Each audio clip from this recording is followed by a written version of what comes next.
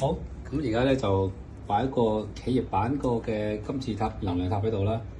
咁而家咧，首先咧，我哋喺間房裏邊咧就揾咗呢個角頭位，就成高咗佢少少。咁我咧其實唔使太高嘅，好似呢個離地大約係450啦，2尺到就高。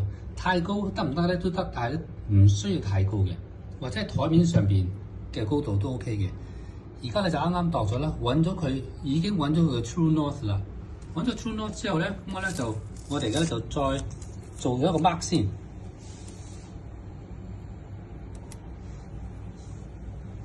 放咗個 mark 之後咧，咁我哋咧就可以攞起呢一個金字塔，就放我哋個座上去啦。留意呢個座咧，我哋咧就係再附加咗一個飛星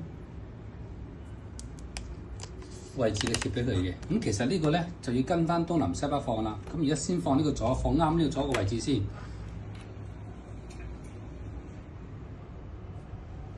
嗱，咁你整後邊就而家咧齊呢個嘅 True North 嘅線。咁呢個咧係直角，所以以後嘅嘢咧，我哋放上去嗰陣時候咧，就可以跟翻呢個直角就得啦。咁呢個就係 True North 嚟㗎啦。咁下邊嗰個咧，放另外嗰個能量金字塔上去之前咧，就要放呢一個嘅飛星照上去。呢個咧每年都要換嘅。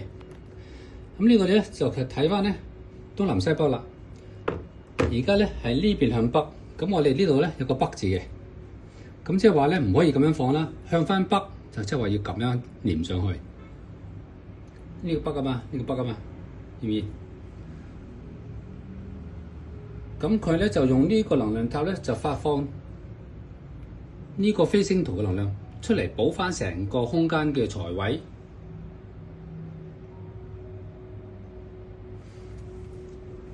要嚟到。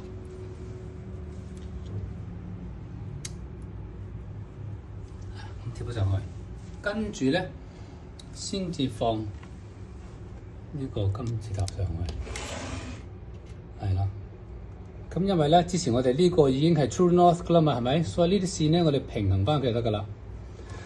咁最後咧，我哋咧就真係紮翻佢，開翻佢。咁你留意啦，你開嗰陣時有燈之餘咧，你輕輕摸一摸佢，佢應該咧就會輕輕震一下嘅。佢係有呢個自己潔淨嗰個功能喺度嘅，咁啊滋咁樣嘅震一下嘅，咁啊淨化咗成個佢會定時淨化嘅。咁記住咧，耐不耐咧都要揾個掃，等等啊，掃。